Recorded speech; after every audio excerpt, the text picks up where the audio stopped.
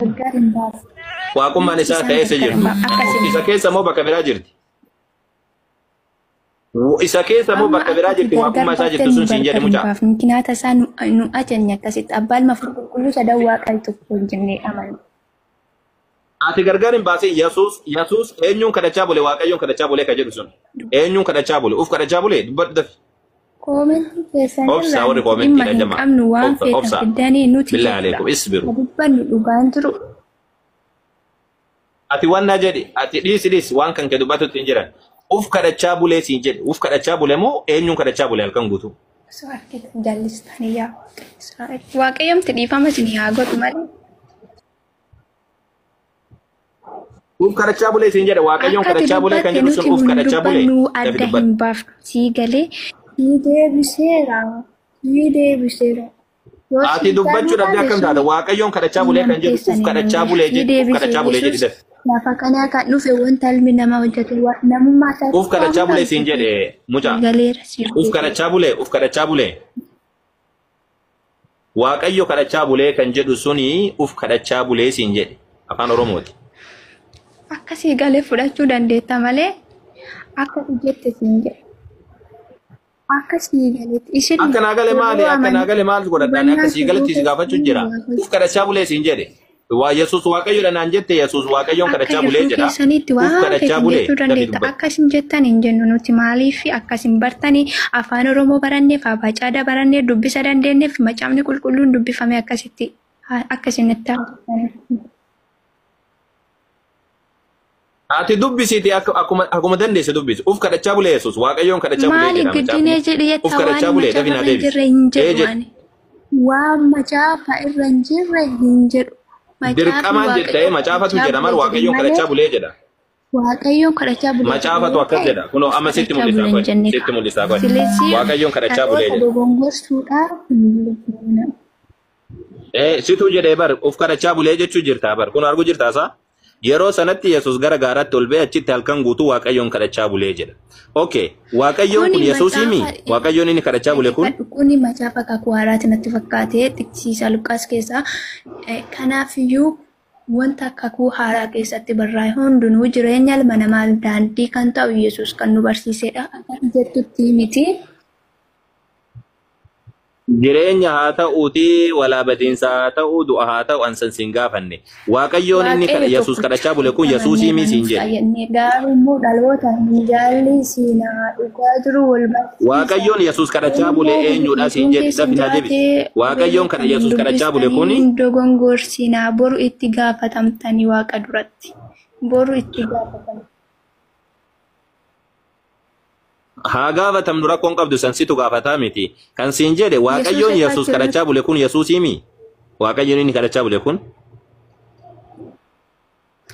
eenyudha ati dubbadhu ka Yesuus Waaqayyo dhanaan hin jenne Waaqa tokko biiftuu koomeen adubbisi tayyib Yesuus uf kadhachaa bule miti ree Waaqayyoon kadhachaa bule ka jedhu Yesuusiin kadhachaa bule biiftuu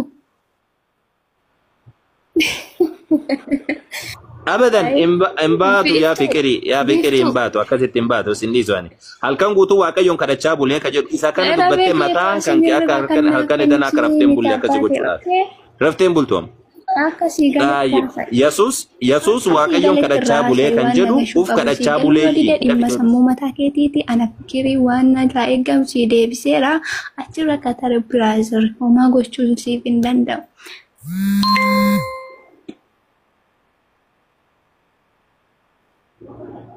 Dafi deebisa amma ka xumuraadha jechuudha ka xumuraadha Yesuus halkan guutuu Waaqayyoon kadhachaa bulee kan jedhu kuni biiftuu fi wala minaamina hin jiru teekotu aduu fi biiftuun illee hin jirtu achitti halkan guutuu Waaqayyoon kadhachaa bulee kan jedhu dafi deebisi mucaa hin bacaabacina hin beennatanii waliin dubbannofina ayyee ani hin deebisa ayyee Yesuus uumamaa waan ta'eef dhageeffadhu ka amma hin deebisaan Yesuus uumamaa waan ta'eef halkan guutuu Waaqayyoon kadhachaa bulee Yesuus Waaqayyoon qabaa jechuudha agasem umurree jirra jechuudha. Ayyee namni biraa hojii jiraatan itti buufa amma. Sanii barana ajaa'ibuma. Ayyee amma akkasiiti halkan edanaa kana lakkaatiin bule okay? Lakkaawaa bulte inshallah. Ayyee singitan jirta? Waaqa lakkaa bulta. Waaqa wal kadhatu lakkaatiin bulta okay? Okay. Ayyee singitan jirta? Ijoollee yoo wannaan jiraate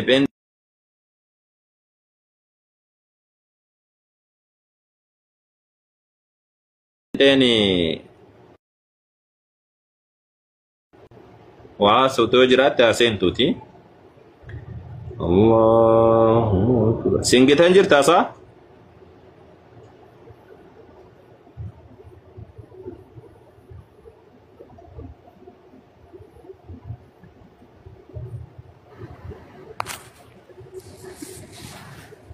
Okay, amma isaan gaafadhaan hime. Macaafa keessatti bakka hedduutti Yesuus Kiristoosii Yesuus Kiristoos akka Waaqayyoon qabu ni dubbata macaafa. Waaqa akka inni qabu jechuudha. Erga ol bahee erga yeroo lafa jirullee Yesuus Kiristoos Waaqayyoon kadhachaa bule. Waaqayyoon inni kadhatu kun eenyu? Waaqayyoof kadhataasa namni of kadhataasa yaa ana sanuu gaara irratti bahe maaliif of kadhata taate maaliif gaara irra ba'a? Yaa ana naa kenni, yaa ana naa kenni, yaa ana naa kenni. Herreega saniin jechuudha. Yaa ana naa kenni, yaa ana naa kenni, yaa ana naa kenni. Akkas. Bifa kanaan hin taasa, bifa kanaan hin ta'u. Waaqayyoon qaba jedhanii dubbachuun Yesuus Kiristoos erga Waaqa ta'e ofiisaatti Waaqa ta'uu hin qabu. Isin galte erga Yesuus erga Waaqa hin qaba erga Waaqa qabaatu ofiisaatti Waaqa ta'uu hin danda'u. Namni Waaqa kadhatu akkamitti Waaqa ta'a duruu? Waaqayyoon kadhachaa bulee jedha. Ani gara Waaqayyo kootiif Waaqayyo keessanitti, gara abbaa kootiif gara abbaa keessanitti ol nan ba'a jedhiitti itti naa himii jedha. Kanaafuu Yesuus Kiristoos Waaqa qabaa jechuudha. Efesoon boqonnaa 1:3 irratti illee የጌታችን የኢየሱስ ክርስቶስ አምላክና አባት ይባረክ ጀለቲን ዱበታ ሲኒጋልቴ ኤርገዳ ወሪ ለኮስ ቶኮ በረሲተና አቡ ሙአዝ እንጂ ለነት በቃታ አቡ ሙአዝ ወጅራትን ዱበታ ዋቀዮ ከሰቲ ዋቀዮ ከሰኒፊ ጎፍታ ከኛፍ ዋቀዮ ከንተይፊ አከሱማለ አባ ከንተይጀ አመዝ ደበላታኒ ወናክ ሙላቶ ዮሐንስ በቆና ሰዲላ ኮሰ ኩዳላማ ኩዳ አፉር ረትለ አከሱማ ለኮሰ ኩዳላማ ረትለ መና ዋቀዮ ኮቲ ከሰቲ ጀደ መና ቁልቁሉማ ዋቀዮ ኮቲ ጀደ ጀደ ኢየሱስ mul'ata Yohaannis keessatti illee akkas jedha mana qulqullummaa Waaqayyo kootii keessatti jedha. Waaqayyo isaa kun kaminni isaa? Waaqni Waaqa qabaayaa jara keenya. Waaqayyo koo jechuun isa na uume jechuudha hiikni isaa akkanaa miti. Waaqayyo koo jechuun maal jechuudha? Isa na uume jechuudha. Akkamitti waan Waaqa qabuun Waaqa jedhaniin mataa isaatiin. Waaqa inni Waaqa qabu akkamitti Waaqa ta'a? Inni Waaqa qabu akkamitti Waaqa ta'a? Isa kana amma gaafiin guddaan isa kana. Ayyee tole singitaan arsii jirta? Ergadhu abdii oroo ka jettu sun tikuratti hulluula wada Kiristoos ka jettu sun jirtaasa? Injira. Singitaan takka ammoo wanna dubbadhu obbo? Injiraan. Akkam nagaadha? Darabbii. Akkam nagaadhaami? Nagaa galata Waaqa. Isa kana irratti maal jettame? Isa kamirratti?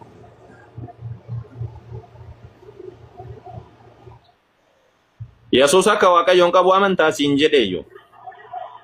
Inni ofii isaatu Waaqa. Macaafni qulqulluun haalatti ati hubatteetu garagara malee.